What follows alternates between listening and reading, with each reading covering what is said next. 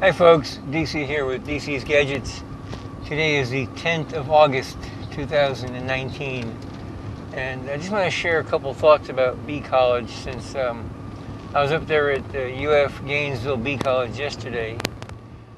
This is the third time I've been up to the Northern Bee College. It's the fifth bee school. Got some different thoughts. So I was kind of disappointed this year in a couple aspects. I was kind of disappointed in the fact that Bee College was during the week. They had a Monday, Tuesday session and then a Thursday, Friday session. And they did that because last year I had so much turnout. But I think don't think they understood why there was so much turnout last year, because you didn't have the turnout this year they had last year. And I think part of the reason was because it was during the week, not a weekend. I think you lost a lot of people there. I think a lot of it was because expectation for last year's event was so high, but I don't believe it delivered the expectation. And very few people I spoke to believe it did. 2 years ago, went to Bee College up in St. Augustine, Marineland area. That was awesome. The classes were great, the location was good. There was a couple of things that Marineland had that the UF Honeybee Lab did not have. The first thing was when you walked up to the building at Marineland, there was a service road that went around behind the building, and on that service road there was a bunch of vendors. You know, Dayton was up there. I'm pretty sure somebody from Manlake was up there. And you had a lot of local vendors. You had people from around the state selling stuff both outside and when you walked in the foyer. There was tables going around the foyer with vendors selling stuff there. Then when you walked outside the foyer, there was a pretty good sized patio. And people congregated on the patio and just stood around and talked. So you had that. It was one central area where people could gather. And then also in St. Augustine, they had lunch on the grounds. It was a boxed lunch with a sandwich and a drink and a cookie and bag of chips, I think. It wasn't nothing spectacular. It was just a basic lunch. But they had on the grounds, there was a building like across the street from the main building. It was either auditorium or a it might have been a cafeteria. It might have just been an auditorium. It had tables inside for people to sit at, and also you had areas outside people could sit. I mean, if the weather was bad, if it was raining, you could probably get everybody inside. So last year we went to Bee College at the new facility, and the new facility is awesome. I mean, it's like probably one of the best bee labs in the country, if not the best bee lab in the country. So went to that one, and they didn't serve lunch. And my initial thought was because the bee lab was so new, they had a lot of logistics issues going on. There was so much happening up there at the university. Figured they couldn't handle lunch. But we were up there, and also the Florida State Beekeeping Association was having their thing the same weekend. And FSBA actually did have a lunch for like 150 or 200 people out in the big pavilion behind the apiary. And it worked out okay. So yesterday I'm up there, and not as an attendee, but I was up there yesterday as a vendor with Bo Sturck from Bees Beyond Borders. Kind of shared a table with him, or he let me share some space in his table, however you want to put it. I was up there with my gadgets. But lunchtime yesterday, we walked over to the staff break room to steal a piece of pizza. And staff was kind enough to let us come in. And most of the staff know me. So we were there, Bo was there, he went and sat at the table, and I just kind of stood up and ate a piece of pizza and listened to some of the conversation. And the aspect of having lunch in the grounds came up, and the reason they're not having lunch is because you can't have food in the classrooms, and that's it. And it went around a couple times, and I even suggested if you got a big tent and stuck it out in front of this fancy building with the hexes out front, you've got a spot right there in the grass where you could turn it into a nice central area where you could put vendors and you could serve lunch, and you have one common meeting place where people congregate. I mean, they had, Man Lake was there, and D&J Apiaries was there, and of course Bo and I were there. The FSBA was there. We were over in a different building, and like last year when I was there, they had some people that were vendors at the same spot I was in yesterday. Last year I was there 2 days, did not know anybody was in that other building because the classes I was going into weren't in that building. So you could be there for 2 days and never know there's a vendor in the other building. And there weren't that many vendors anyway. But the thing that they're missing, and this is the reason why the expectations were so high, the thing that they're missing that they had 2 years ago and that they had last March in Davie. I went down to the University of Florida Bee College South in Davie last March, this past March. They had lunch on the grounds because they had a place to do it. But that lunch on the grounds is more than just the food. It's sitting at a picnic table or sitting outside or standing someplace. It's sitting with a group of people that you've just met and talking about bees and finding solutions to problems you may not even know, or listening to somebody else solve their problem. Because let's face it, your lectures are aimed at a specific topic, and they have like 4 lectures a day, perhaps. The most you could hit. You can't hit them all, and a lot of lectures don't cover a lot of the topics we face as beekeepers. So a big part of the whole thing for going to bee college is to have that interaction with other beekeepers. We have it at our club, and I think this is one of the reasons why our club is so successful. At the end of our club meetings, there's usually a few minutes of time for people to kind of hang around and talk. And members that have already had bees, have bees, or have had bees for a while, they wear a red name tag. And the members that don't have bees that wear black. And so the purpose of this is, if you've got a question, and you may not know who people are yet because you've just been there maybe 1 or 2 meetings, find somebody with a red name tag on, because they have bees and they can either answer your question or they can point you to somebody who can answer your question. So what it comes down to is the bee college became an academic thing, and the folks up there do a great job in academics because they do this every day. That's what they do for a living. They do academics. But they've turned this, what should be a weekend event, into an academic classroom event like it would be for any other college student.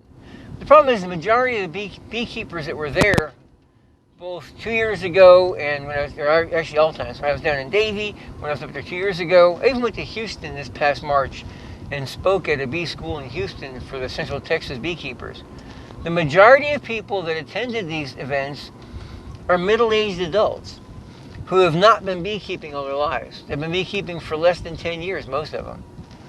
And they're doing this because they want the knowledge coming from the lectures, but they also want to have that time and they can share with other beekeepers things that aren't covered in the lectures. The FSBA has got a really neat t-shirt with a bunch of bees festooning and building homes. And the caption, it's either in the front or back. I think it's in the front. I can't remember. It says "Making Connections." Okay. And that's what this is. That's what middle-aged adults are looking forward to. We want to make connections. We want to find people with like hobbies and make connections. That's where we form clubs. That's where we form our club. We're finding other crazy people that keep these little bugs in boxes that sting us, and we say we have fun with them. We want to make connections with these people and have fun. And when I'm driving home yesterday from Bee College, and it's like a 3.5 hour drive. Actually, it was like a little over 4 hours because traffic coming home yesterday was bad. So I'm driving home and I'm rolling these ideas around in my head, and it hit me that I was sitting there, or standing in the break room with the staff having lunch, and the staff was doing the exact thing that the participants want to do but can't. They were in there at a large table having lunch and throwing ideas around. They were talking about the things that were going right for Bee College, things going wrong, the different events coming up around the country, different feedback from people, and they're networking with each other. They're fellowship, we're going to call it. But they're sitting there at a table and they're doing this. And I kind of found it ironic that They're doing the exact thing that the reason why the attendees want to have lunch on the grounds is not about the food. It's about having a place to sit down and talk to beekeepers about bees. Because a lot of us can't talk to our families about bees. My wife tolerates the bees. My kids kind of find it funny. People I work with, they're somewhat fascinated with it, but they've gotten to the point where they don't want to ask me questions about bees because I'll talk forever about bees. So if you're in a family where you can talk with your family about bees, that's great. But most of us aren't. In most cases, it's one or two people in the family may be into bees, but the rest of the family is not. So you've got an opportunity where there's a big group of people that share your interest and your hobby and your insanity. You want to have that time to sit and talk with them. But if you have to leave, drive off to go find something to eat and then come back again, that time is cut down. And if there's not a central place to meet, that's to get down to. And I don't have I still think you could put a huge tent up in front of that building on the grass. I think that would solve a lot of the problem. I don't know what it costs. It can't be that expensive. Your car dealers do it in parking lots all the time, big tent sales. You get one of those huge tents. When I went down to Davie, they didn't have any vendors down there. And that's another thing, the vendors. The first year we went, they had all these vendors. And our club secretary treasurer was there. And he bought a mess of stuff. And I bought a few things from some of the vendors. And then I tried to get a couple to sell my stuff too, but a different thing. But you could buy pretty much anything you needed. I know there was, on the inside, there was a place that had a lot of different odds and ends, but there was one girl, I can't remember the name of her company. She was a small, independent company. I think she was getting most of her stuff out of Man Lake, but she actually had grafting tools and JZBZ cups. There's none of that this weekend. The stuff that I saw was pretty much a kit. If you wanted to buy like an entire kit, they had a medium and a deep with frames in it, and a top board and a bottom board and inner cover and the whole 9 yards. Your basic starter stuff that they tell you need to start. And of course, personally, I don't use I don't use inner covers, and my bottom boards are kind of weird too. But they had this stuff. They didn't have frames or foundation. And the very first year that we went up there, you could buy a box of frames, or you could buy a bundle of 100 frames. You could buy a box of Perco foundation. You could buy all the components because they were selling those components. And when I went to Houston, they have it in they have it in a high school, local high school. And from the entrance at the high school to the cafeteria is well over 100 feet. It might be 300 feet. I don't know. It's a pretty good walk from the front door to the cafeteria.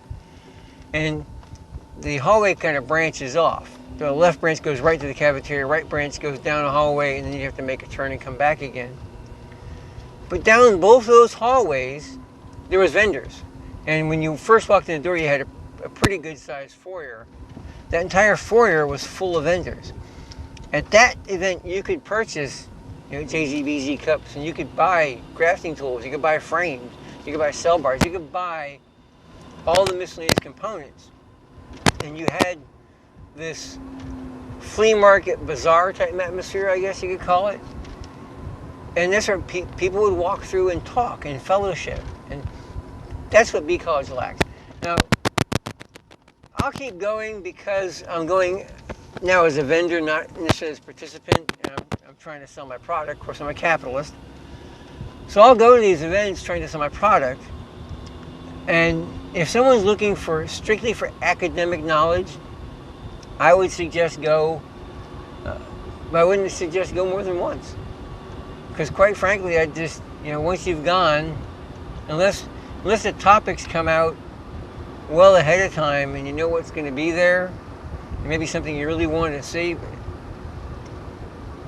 What we got out of Bee College the first year, and what I got out of Bee College in Davie, and what I got out of stuff in Texas, doesn't compare at all to what came from last year and this year.